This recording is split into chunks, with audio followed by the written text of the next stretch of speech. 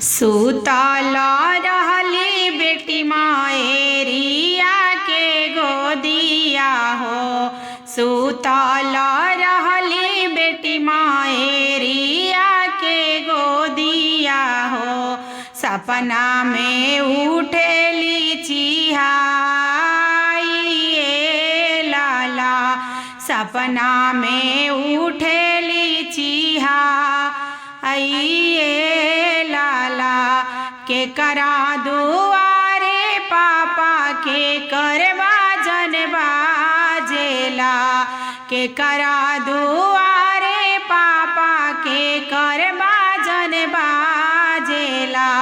के कर आइल बाबारा तो ए लाला। के कर आइल बाबारा तो ए लाला।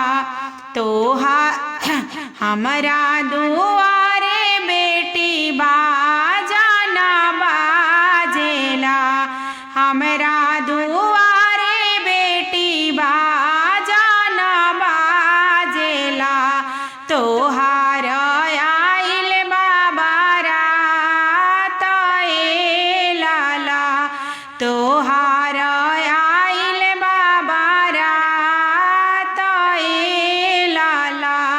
ना सिखनी पापा घर बाराता नावा हो। ना सिखनी राम रसोई ये लाला।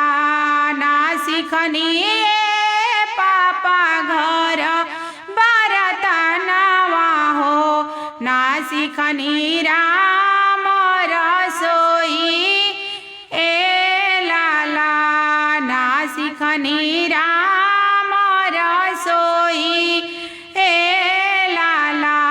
ना सिखनी पापा रीति व्यवहारवा हो। ना सिखनी पापा रीति व्यवहारवा हो। कैसे रहब ससुराल ए लाला। कैसे रहब ससुराल ए लाला।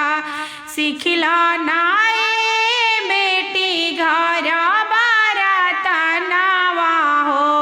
सिखला नाए बेटी घर बाराता नावा हो। सिखला ना राम रसोई ए लाला। सिखला ना राम रसोई ए लाला। सिखला नाए बेटी रीति व्यवहारवा हो। सिखला नाए बेटी रीति व्यवहारवा हो। ओइसे रही ससुराल ए लाला। ओइसे रही ससुराल ए लाला। सुतला में रहली माएरिया के गोदिया हो। सुतला में रहली माएरिया के गोदिया हो। सपना में उठेली चिहाई ए लाला। सपना में उठेली चिहाई ए लाला। वीडियो पसंद आए तो ज़्यादा से ज़्यादा वीडियो को लाइक शेयर कमेंट ज़रूर कीजिएगा और हमारे चैनल को सब्सक्राइब जरूर कीजिए, क्योंकि सबसे पहला नोटिफिकेशन सबसे पहला वीडियो आप लोगों तक पहुंच जाए। और भर भर के अपना प्यारा आशीर्वाद जरूर दीजिए। Thank you.